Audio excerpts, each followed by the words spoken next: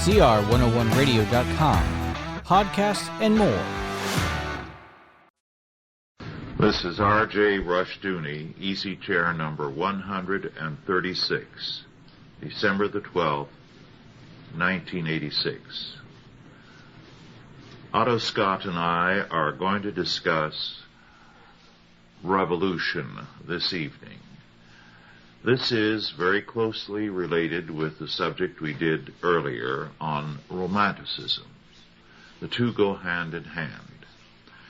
First of all, a few words of background information. In the Christian era, revolution began with the Enlightenment, or rather the seeds of revolution were laid with the Enlightenment. The Enlightenment enthroned reason, and the key to the menace of the Enlightenment was the studied rootlessness it cultivated. A rationalistic view of life means that everything is dissolved by reason. The past, tradition, family, all non-rational things, including Christianity, are ruled out. Reason is to adjudicate all things. As a result, reason cultivated a studied rootlessness. The child of this age of reason, of the Enlightenment, was Romanticism. The same general outlook prevailed, except it was transferred from the mind of man to the emotions of man. Now, reason, as I indicated, requires a studied sense of rootlessness. This is the essence of revolution. Revolution believes all that one has to do to create a paradise on earth is to sweep away the past, to destroy everything that existed before. And having destroyed these things, then a brave new world is going to come into being. Because of this background of the rationalistic rootlessness, Romanticism, stressing now an emotional approach to this, felt that by stirring up the masses, stirring up the peoples throughout Europe, and destroying the past, a brave new world would be ushered in. The roots, thus, are in anti-Christianity. Revolution is anti-Christian to the core. It seeks to destroy Christianity wherever it takes hold, so that every revolutionary regime, whether it calls itself National Socialist, Marxist, Communist, or Fascist, is inevitably anti-Christian. As a result, the defense of Christianity requires opposition to the fundamental premises of revolution. Well, with that, Otto, would you like to make some general statements before we get into a further discussion of the subject? Well, yes. I would say that the rhetoric of the Enlightenment, of course, was beautiful, very persuasive, called upon the highest ideals. But the reality of the revolution was that it was accompanied by terror. And terror is the one great sin that renders all revolutionary arguments absolutely invalid, because you cannot bring about a better world through murder, through terror, through the annihilation of innocent people. Now, that's an aspect of revolutionary aspiration that almost all left-wingers and liberals shy away from. If you bring it up, they immediately say, oh, we deplore violence. But they admire the people who create the violence. And that particular contradiction really cannot be allowed to stand very much longer in the national dialogue. Yes, that's a good point. They refuse to acknowledge that there is an inescapable link between the concept of revolution and terror, total terror. Nor are they ready to face up to the fact that men like Lenin demanded terror, even more rigorously than, let us say, Robespierre did. Because the only way to uproot the Christian faith, to destroy the past, they felt was through total terror, and hence they applied it. Well, yes. Robespierre and his colleagues were very interesting. First of all, before the revolution began, they all had aristocratic pretensions or aspirations. Some of them gave themselves false titles of nobility. Robespierre himself was a petty noble. He had a D in front of his name.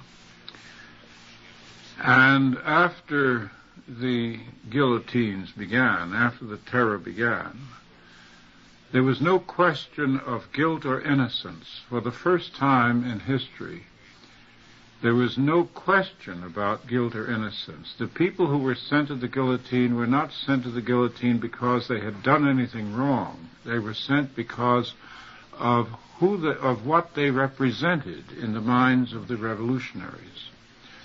Now, Lenin came along, who'd studied the matter very closely, and it was his opinion that the Committee of Public Safety in 1791 had not applied terror with sufficient vigor, and he said, we will not make that mistake.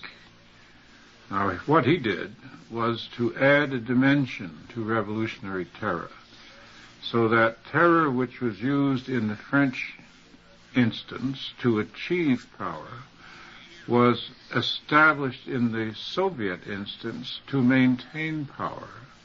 So terror is an ongoing part of the Soviet state and of every other totalitarian state. Every day, in every way, the people are kept afraid, and their physical safety is absolutely abolished. You are not secure, either in your home, or in your person, or in your relationships, or in your family. This is what the wonderful, glorious revolutionaries have brought to the 20th century. These revolutionaries have all favored the total control of education by the state. Through education, they seek to create a group-oriented person who will be afraid to stand up alone, who will not be God-directed, conscience, faith-oriented. Then they use education also as a means of terror, to terrorize people, to make them feel fearful of staying by themselves, of being something solitary, an individual, not a part of the crowd.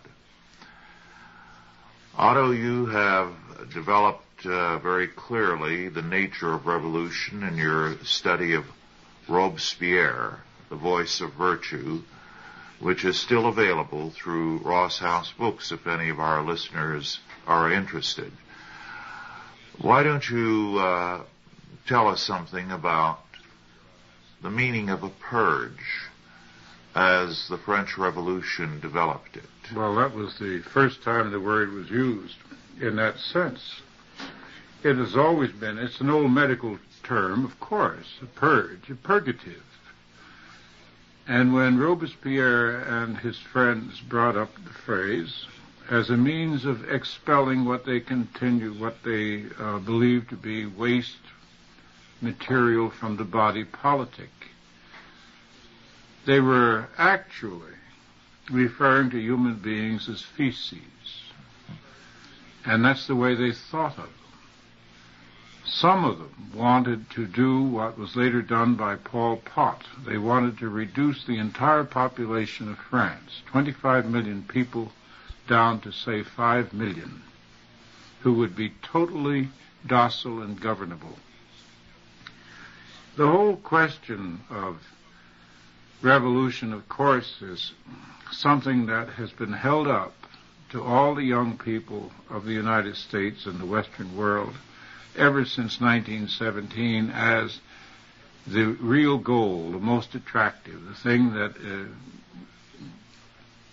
that evokes idealism and so on and so forth. Actually, today, I think the lure is toward power, toward becoming another Castro, another Lenin, another Mao Zedong, more than it is helping anybody. But the rhetoric in the beginning was concern for the poor and all the rest. And the prototype, the French Revolution, set up a formula which has never since deviated. Never. The first stage is to destroy the pride of a culture in its own history and in its own institutions, and that generally takes quite a long time. In the case of the French, it ran from, say, 1715 or so, all the way to 1780s. The United States, incidentally, has been undergoing such a campaign, which began around 1900, and we are now in the 1980s, so the resistance of the American people has been quite remarkable. Nevertheless, Solzhenitsyn said at one point the way to destroy a people is to destroy their roots, to sever their roots with their past. The second stage is to bring down the status, the mystique of the unifying institutions of the culture. In the case of the French, it was the army, the nobility, and the church and the crown. In the case of the United States, it's business and industry, the army, the defense establishment, the presidency, and the church. Now, in the case of the French, the monarchy, of course, was the last to be attacked. It was covered with pornography, pornographic campaigns, also many campaigns alleging various scandals, the diamond necklace case and others, in which, although the monarchy was not directly involved, it was held to be responsible because these scandals occurred in the court or in the environs of the court or among the nobility or among the higher prelates of the church. The courts, incidentally, of France went along with this because they wanted to assist in the reduction of the authority of the king or the authority of anybody else except themselves. And the judges were very surprised when finally, at the very end, the revolution began to attack them. That's when the courts were swept aside as being unjust, inherently inequitable, and the people's courts, or the terror, began. And that's the final stage. If we were to put this formula down in a yardstick, I would say that we are at the stage where Louis XVI was deposed, because the effort now is to reduce the presidency to nothing, to make Congress supreme, and not only Congress, but the left-wing members of Congress, because here you had, in the French example, Parliament in France was divided into left, right, and center, and as you recall, there was a series of efforts to weed out, or to purge, to use that terrible term, all the moderates from that particular body. So that's where we are. We are in the midst of a revolution, and the American people don't know it because nobody has appeared on television to say the revolution began at 8:15 this morning. Mm-hmm. Yes, I see the revolution in the courts all the time. We see an all-out attack on those who take their faith seriously, who believe the Bible. And in effect, a total war has been declared upon Bible believers. The sad fact is that most of them are not aware of this total war. At the same time, the liberals in the church, Catholic and Protestant, are indifferent to it. They themselves belong to the party of revolution. And as a result, they could not care less what is being done to their brethren, because after all, the faith of those who take their faith very seriously is an indictment to them. Well, it's a standing reproach, but it's certainly not unprecedented for clergy to be part of the revolution. Let's not forget that Talleyrand was a bishop. Yes. Let's not forget that Lenin, not Lenin, but Stalin, was a seminarian, went to the seminary, and incidentally got fairly good grades in the seminary. The fact is that some of our most vociferous mischief makers are members of the cloth. Yes, our seminaries are often seedbeds of revolution. Well, Kenneth Minogue, in his study, Alien Powers, the Pure Theory of Ideology, makes the point that ideologues, revolutionaries, are hostile to Christianity. The reason, of course, is that they represent elitism. They are the elite intellectuals, the men of reason, and the rest of us are incapable of their kind of thinking. Whereas Christianity, with its doctrine of grace, is the opposite of elitism. It says that it is not something that is of us, but of God. As a result, the elitists believe that they alone have the truth. They reject the individual and the person. All of us are to be reduced to mass men. They have a revelation of a naturalistic sort, Minogue says, which no one else is privy to. And they have a suicidal bent because of their lack of reality. He says of these revolutionary ideologues, and I quote, "In pronouncing the rottenness of a civilization, it is actually declaring a war, a hatred of any possible human life. What it proposes is the cosmic equivalent of a suicide pact," unquote. So, no good can come out of what these men are doing. It is suicidal. It is a war against humanity and against life.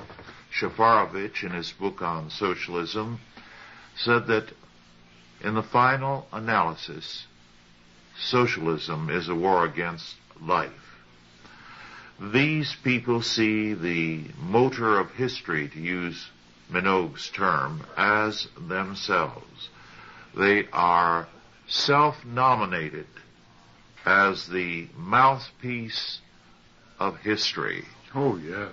Well, nobody. I haven't heard anybody in the United States communications sector wondering when Fidel Castro is going to hold an election in Cuba. The whole purpose here is to have unlimited power over other human beings. Now, one of the reasons, of course, that they have to get rid of Christianity is because of the Christian sanctions against murder and against various and sundry other capital offenses, terrible sins. Once you remove those barriers, then everything is permitted. I wonder how long it will take the Christian community of the United States to realize that, for instance, in the Philippines today, while the press is jubilating over Aquino's administration, Christians are making plans as to how they're going to survive under the increasing terror to which they are being exposed. Yes, and some pastors have been murdered by the communists precisely because they have witnessed to the whole counsel of God. Marx at one point said, and I quote, "The task of history, therefore, once the world beyond the truth has disappeared, is to establish the truth of this world." In other words, the only truth is what is. Well, and they are going to establish what is, and the truth will be inseparable from it. In effect, they are saying, we are the truth. What they're saying is pretty much what Mr. Emerson said and what Nietzsche echoed. Emerson talked about the higher law, beyond the laws that bind other people. And it's always interesting to me to reflect upon the fact that it's the Reverend Emerson. Mm-hmm. He was an ordained minister, yes, and no one ever refers to him as the Reverend Emerson because I guess they're embarrassed by the connection. I don't know.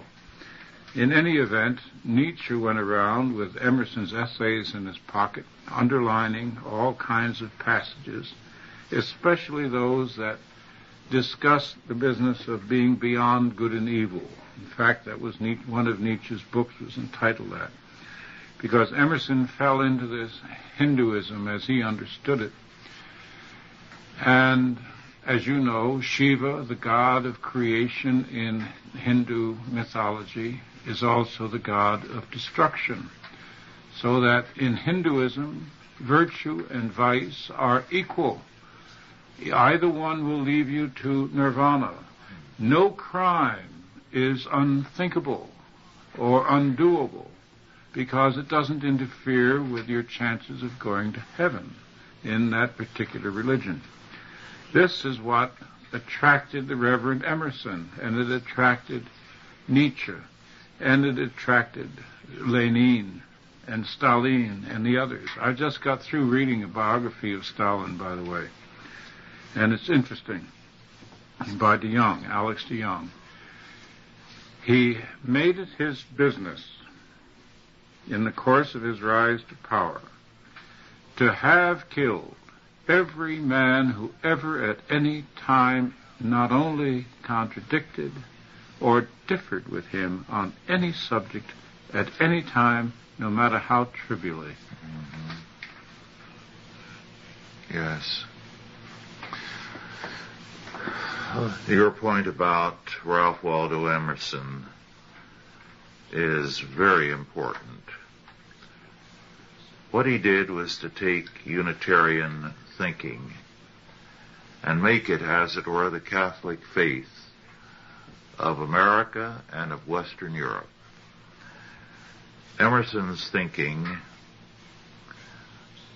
did develop into revolutionary implications of a life beyond good and evil. Now, the interesting thing is that Emerson took so many biblical concepts and simply naturalized them, and people have failed to see what he has done.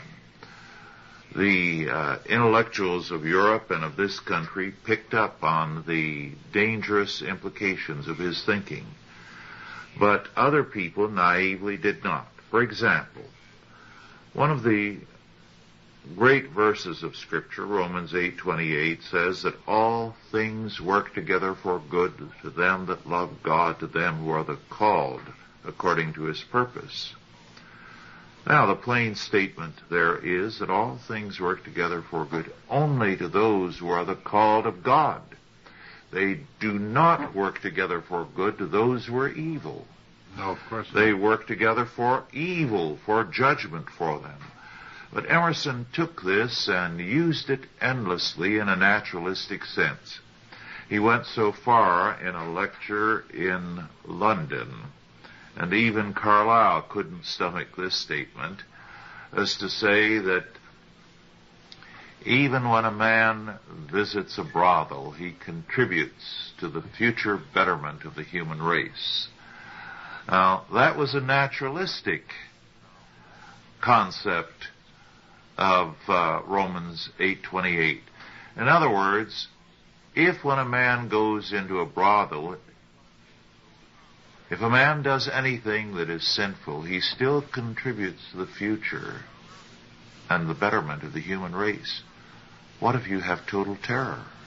Well, you're contributing to the betterment of the human race in the future. And it was this type of thing that Emerson said that people did not pick up on. They did not see the implications of it. Well, they didn't watch Mr. Emerson either after the Civil War or during the Civil War, when he fell into the same bloodthirstiness as his colleagues. Yes. Now, the abolitionists, as we know, at least a half a dozen of them, hired John Brown, a murderer, whom they knew to be a murderer, who did something quite original. He and his sons and a son-in-law and a neighbor in the Kansas Territory went to the homes of 5 poor farmers, dragged them out of bed in the middle of the night, took them out and killed them, and said he did this in the name of anti-slavery. Well, the press at that time, using the high-speed telegraph, which was new, was able to send lying dispatches back east saying that he actually committed these murders, they said, into self-defense. It was a pitched battle, and they rationalized and de-idealized it and so on. So then 6 wealthy abolitionists said to John Brown, come to Boston. He went there, and they put him on the payroll.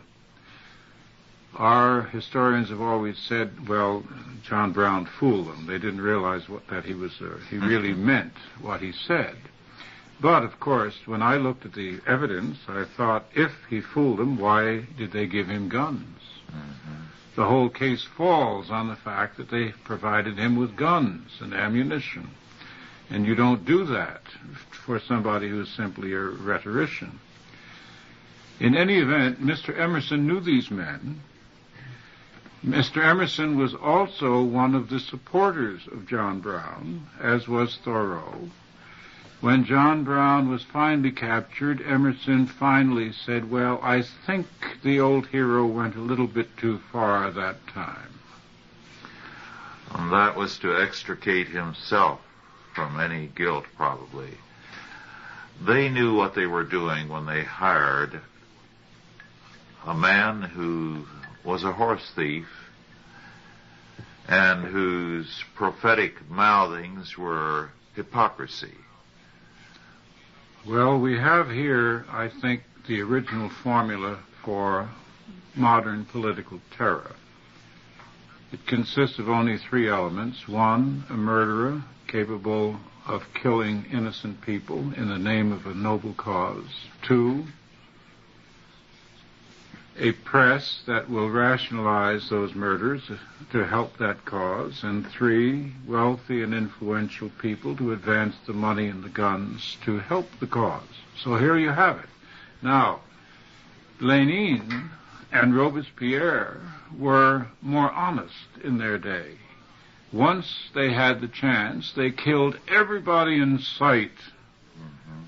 And all the noble rhetoric fell to the floor. They paid no further attention to that. And all the wonderful, brave journalists of Paris who had attacked the king suddenly fell quiet, just as the Russian socialists and liberals and intellectuals suddenly shut up when Lenin got into power. You named the 3 ingredients. Let me add a 4th. Simple-minded Christians who don't want to think and who don't read their Bible intelligently are ready to take any superficial statement made by someone and say, oh, he's a Christian, therefore we must be understanding of what he's trying to do. We've seen this in politics. I recall the indignation of someone when I tried to tell him and another man who was very knowledgeable in Washington was documenting what I had to say. This was some few years ago. That Jimmy Carter was anything but a Bible-believing Christian. That the men of faith whom he exalted were existentialists and modernists. That all his real associations were with anything but Bible believers. But this person was indignant. How could we say that, given the fact of what Carter had said, that he was a born-again Christian? He refused to believe that this was purely a political ploy. So that's a fourth ingredient. Simple-minded Christians who refuse to grow up, who are babes in Christ and refuse to be mature men and women. Well, of course, if Christianity had been composed from the beginning of that sort of person, it would never have traveled anywhere. Yes. The early church was made up of men, many of them with rather sordid backgrounds, because they were converting people out of every kind of environment. But they were not guilty of illusions about the kind of people they were working with. So that this is the ingredient that is missing today. Too many church members are more like hothouse plants than mature men and women. In a previous Easy Chair, I was citing something from a book by Theodore Schenck, professor of dramatic art at the University of California, in his book American Alternative Theater, published, I believe, in 1982. Well, what Professor Schenck, who is very favorable to the contemporary theater, points out, quoting from a contemporary dramatist, life, revolution, and theater are three words for the same thing, an unconditional no to the present society, unquote. Now, notice the correlation there. Life is equated with revolution and theater. This means that these people are not living in a real world. That is the world of shadows, of not real people. You're not really alive unless you are a part of the revolution and the theater. I recall about 15, 16 years ago, at a meeting near a campus, a Christian service, a student on drugs standing at the doorway as people left, shouting insults, pornographic insults, to one and all, and declaring that they were the living dead. They were not alive. This is the kind of thing that prevails quite widely. To quote again from someone else, again from Schenck's book, acting is not make-believe, but living exquisitely in the moment, unquote. In other words, the people on the stage are not the actors. They represent reality. And those of us who are in the audience are not really alive, because we're not a part of the revolution or the theater. What you have to say, given this type of rhetoric which prevails among your avant-garde people today in the media and among your revolutionaries, is that they have lost all hold on reality. These are the people who are today commanding society in one country after another, and they are insane. It is a loss of any sense of reality, and it is suicidal. Well, we're watching the revolutionary theater, for instance, in South Africa. People are being burned alive, and they're being used as living symbols of the revolution. This is to light the fires of revolution. They're using human beings, and not human beings who have done anything, who are in any way guilty of any crimes, but simply because they're there, they're available, they're vulnerable, and because the theater of the revolution requires this sort of terror. It's as though the actors on the stage suddenly begin to shoot people in the audience at random. And at the same time, others keep saying to the audience, this is perfectly good. Don't object. Don't become a counter-revolutionary. Let them come and kill somebody in your family because it's all in a good cause. Now, obviously, there is a collapse of reality, not just on the part of the revolutionaries, but on the part of the audience that is so docile. Yes. There's a collapse in the church, because while Christians are being murdered all around the world, the church is unaware, indifferent. The bishops recently were talking about economics. They weren't talking about the prisoners of their faith in various parts of the world. Well, the theater today is a means of laying down the lifestyles for tomorrow and the ideas for tomorrow. It is interesting that in many of these avant-garde theaters, men and women dress indiscriminately. That is, some men may be dressed as women, others as men, and the same is true of the women. The whole effort there is to break down the world of everyday life, to break down distinctions, not only between good and evil, but between all things. And this is the kind of thing that modern education is part and parcel of. The schools today are determined to break down good and evil.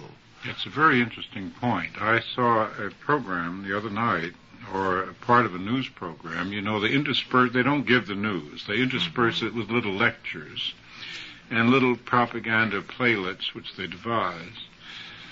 Once in a while they slip sideways and they say something that's interesting. And there was a film of violence in the schools. In some schools, the students have to be searched and weapons removed, and they have guards, armed guards. Teachers have been murdered. Mm-hmm. And here you have a confusion of reality in the theater, because in the theater this is all they see, and they go ahead and do it because the individual in front of them doesn't probably seem any more real than a motion picture. But I come back to this strange sort of frozen position of the majority of the people. It's not particularly new. In Carlyle's History of the French Revolution, he mentioned the fact that while the guillotine was going on in Paris and in Lyon and in other cities in France, the average citizen got up and got dressed and had breakfast and went to work. Mm-hmm. The revolution didn't engulf everyone all at once. All it involves is these little core groups operating on the periphery of society. But in time, they take over. And then, of course, everyone is in a cage. From then on, life is different. Yes, one of the things that you and I have both seen, Otto, in our lifetime thus far, is a very major change in the character of peoples. When we were boys, the number of games we played were endless. No sooner was school out than in every vacant lot, a group of boys would have some kind of game going.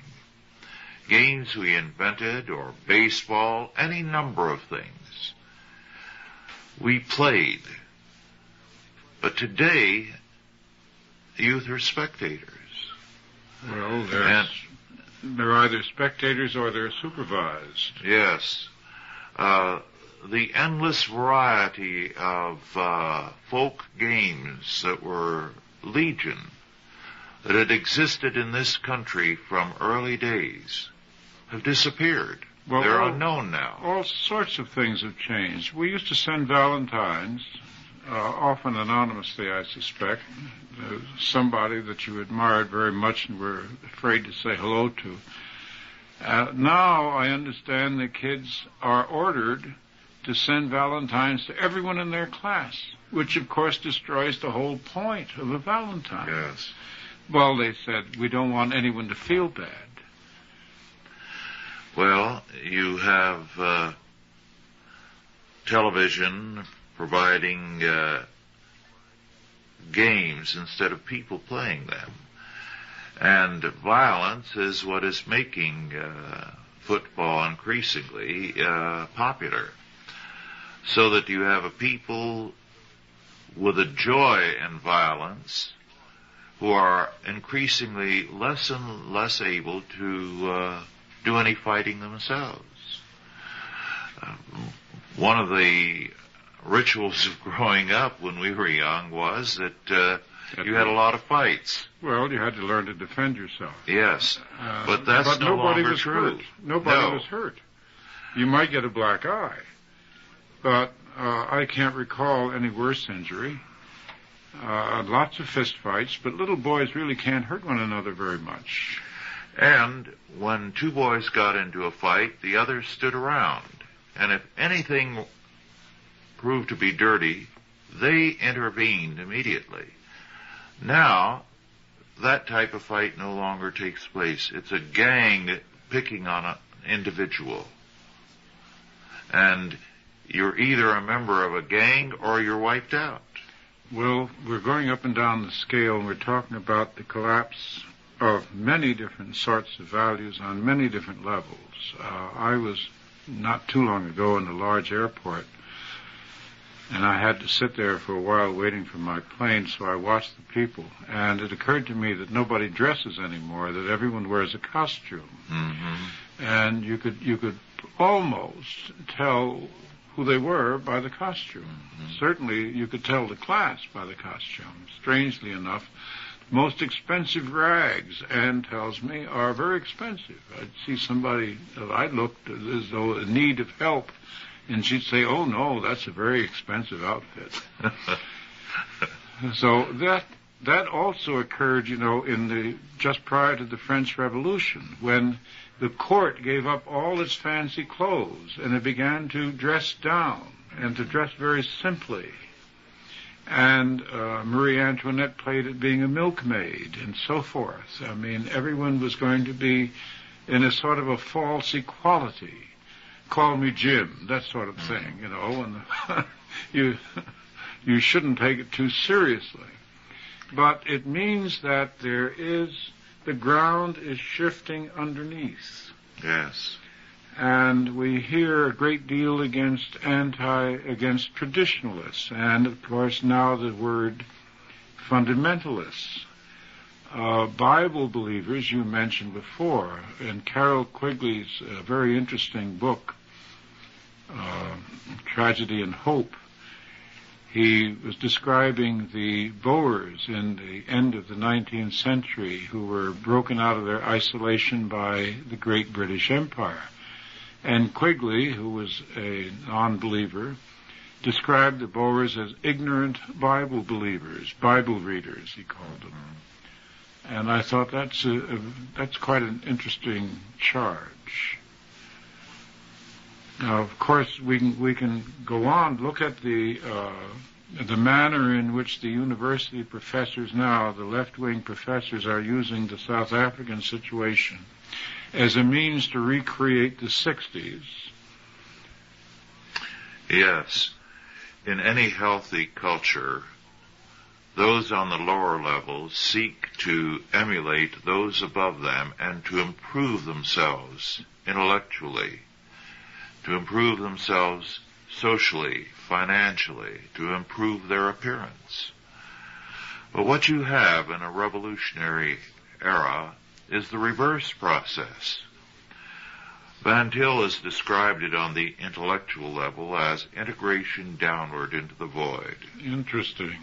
Yes. Spengler put it another way. He said the return of the fellaheen. Yes.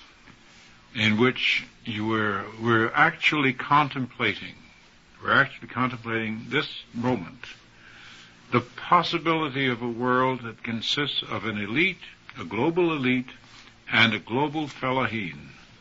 Yes. Well, Van Til said that in this century what we are seeing is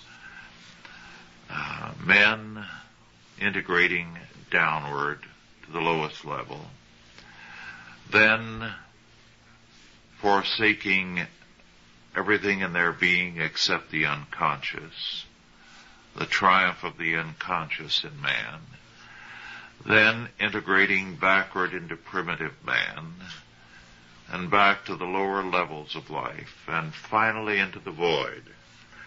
Gunther Stent, seeing these same things and writing as a scientist and without any Christian faith at all, said that he did not see how mankind could last 200 years, that the pleasure principle alone governed them, and it would be increasing chaos and finally the death of man.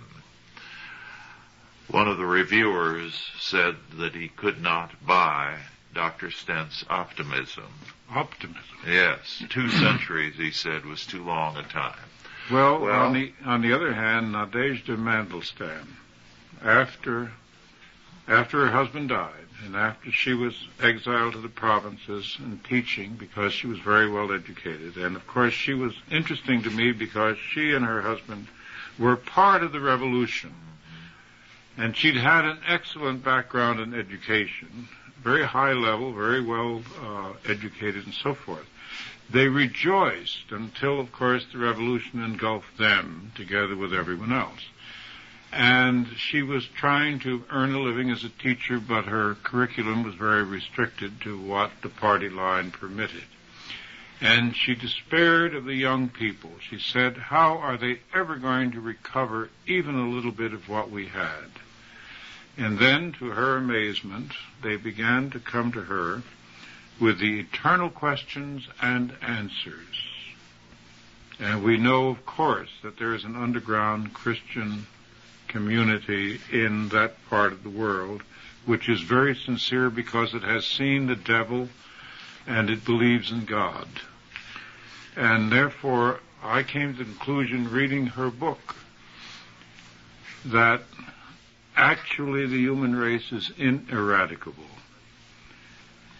I think Stent, therefore, was wrong. I do too, of course, because being a man without faith, he saw the logic of the unbeliever's position, that it is suicidal, that mankind will wipe itself out. Right. But we believe there is a supernatural power that will regenerate men, and that God is bringing judgment upon these peoples.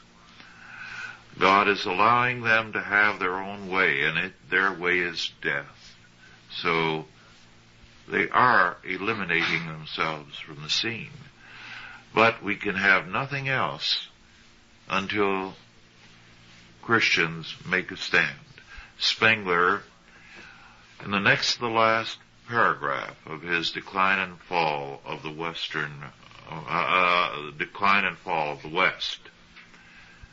said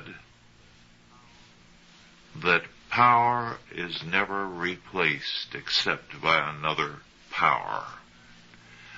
Well, Christians have the greatest power of all at their resource, the power of God. And they can replace these evil, demonic, humanistic powers if they will only turn to the power of God and take it seriously. And if they will only stand up and look at Medusa's head. Yeah. You know, the great Roman Empire, I've forgotten which historian it was, who figured that at its height, Italy had, I've forgotten how many million people. And yet, a few hundred years later, there was practically vacant of humans. There was practically nobody there, nothing but ruins. And yet, the Christian faith came out of those ashes. I see this as a great repetition. Yes, I do too. I feel that the present world is under the judgment of God and will perish. The Christians, unless they take their faith and their God seriously, are going to perish with this world. It was the sad aspect of Augustine's life that though he was a great man of faith, he so loved Rome that he saw the fall of Rome as the end of everything. And it's not surprising that he did not survive the fall. He died as the barbarians were at the gates of his city. But it was Salvian, the presbyter, whose account of the fall of Rome in his book, The Governance of God, is the most telling account, who said that if Rome did not fall, it would mean there is no God, and who described the obliviousness of people. He said, Rome is dying and yet continues to laugh. He described the barbarians coming through Trier, and nobody going to the walls to defend the city because the athletic games were on, and they were all in the arena cheering their side. And the survivors of the city met after the barbarians went through burning and destroying, looting, raping, and they petitioned the Roman emperor to build another arena because they wanted their games. A bigger arena. And, yes. and in World War II, we saw the old myth that men will automatically rise to defend their countries put to rest. The Dutch did not rise. The French did not rise. The Belgians did not rise. The Norwegians did not rise. The Swedes did not rise.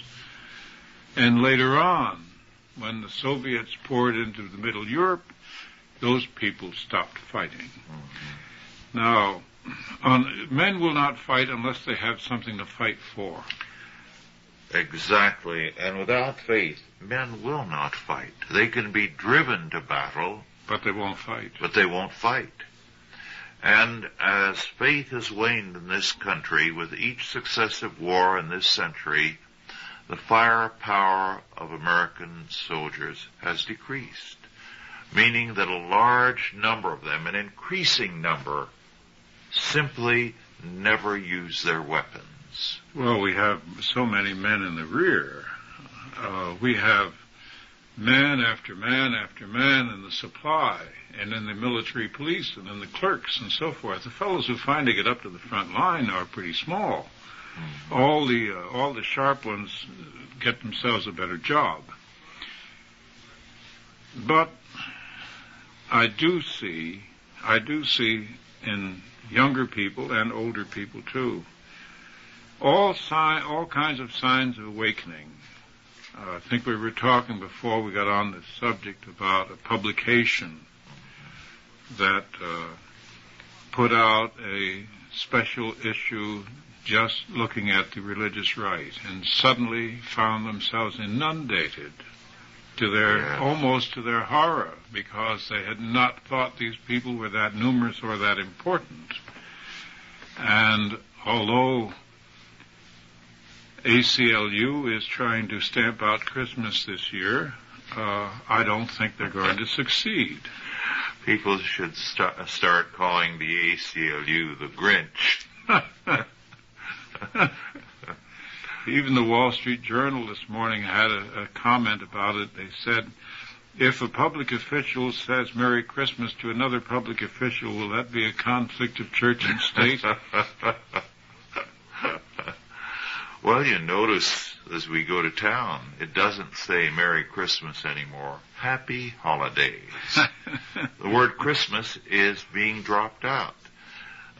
You told me of Elizabeth's experience at school. Yes, they call it the winter holiday now. Yes. And Easter is the spring holiday. Yes. Well, that's officialdom. Mm-hmm. And we have the very peculiar phenomenon of a government that's in favor of revolution. We have a government here that is funding revolutionary groups. Now, I doubt if any government before has been quite that corrupt. Yes, that's the word for it, corrupt. And without faith, men will be corrupt, because the logic of the fall takes over. As sinners, they will go to corruption like a pig to slop. Interesting. It's interesting that you listen to all these talk shows. I avoid them. You can't avoid them all. At how little of substance is ever said. How little of honesty is ever said. And how they try to silence any Christian who gets on the show and speaks his mind. Well, Christians are practically barred from television. Radio, in my experience, is the most democratic sector left in the communications area, because at least on the radio you can hear some exchange, some unpopular opinions and some popular ones. The callers in will say things that upset the host and get cut off the air, but at least they say something. Well, the alternative to revolution is God's revelation, taken seriously and applied in the life of man and of society.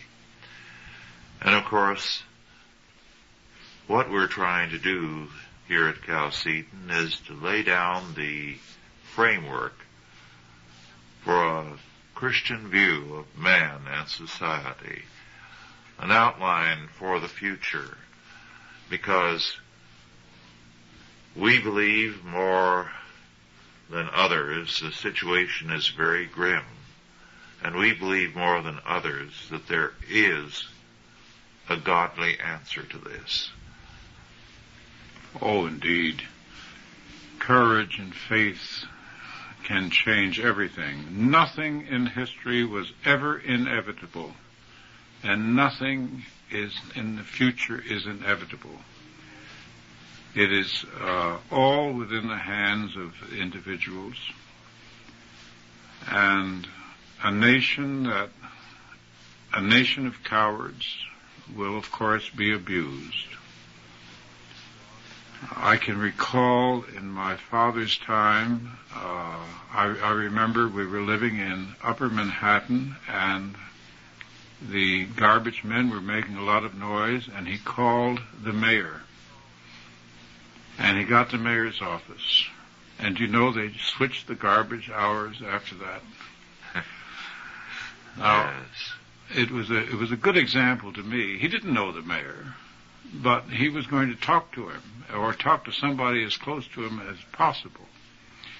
And I don't know really when. I can't pinpoint the time when the sawdust began to run out of the American doll, when people here began to switch and began to feel that an honest controversy was upsetting and had to be hushed down immediately, where the hostess wouldn't invite you back, or you wouldn't keep your job if you got into arguments.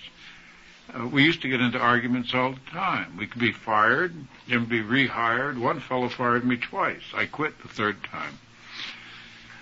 Well, I read a book recently sent to me by someone who's a friend of Chalcedon. It is a book put out by a supposedly Christian organization and which is used as a study book in many churches.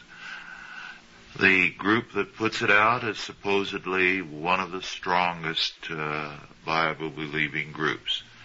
And yet the heart of the book is this statement, that our Christian duty is the unconditional love of every person living. The rapist, the murderer. Adolf Hitler. Yes. The unconditional love of everyone. Now, when that is presented by a highly respected group and that is used in the churches, you know there is something wrong. There is something radically wrong, and God is going to judge the church as well as the world.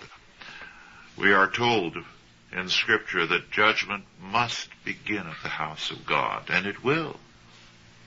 It certainly will. To those to whom much has been given, much is asked. Yes. This has been a very fortunate country. It has not been invaded since the War of 1812, and that only very briefly, very overnight, so to speak. We have not had the terror that's racked other people. We haven't had the same kind of tyrants. A great many Americans think that the laws of historic gravity have been suspended in our favor, but they have not. All these perils are quite possible here if we continue to be somnambulists and if we refuse to stand up for our faith. Well, people are going to have to wake up. The church members are going to have to wake up. The businessmen and men of wealth are going to have to wake up. The teachers and professors, people of every walk of life who profess to be Christians, are going to have a sense of responsibility. They cannot be content with doing their job. The excuse of the Germans under Hitler who pleaded that they were simply doing their job didn't wash with the world. No more will the excuse of those Christians in whatever walk of life they are, that I'm simply doing my job, wash with the Lord God of hosts when they come face to face with his judgment. Well, our time is running out. Do you have a final statement of any sort that you'd like to add, Otto? Well, I do think that we are in a revolution. I do think that it is long since overdue for intelligent Christian people to begin to give very straight answers to some of these dialogues that occur. I think they should talk to their neighbors, to their editors, to their politicians, to their colleagues. I think they should take the trend of events a great deal more seriously than they do, because I regard the trend at this point as being quite sinister. Yes, Christians were once defined at the time of the apostles as the people who turned the world upside down. Now, a teacup is about all they turn upside down. This must change. Well, our time is running out. Thank you all for listening, and God bless you and make you strong in his service.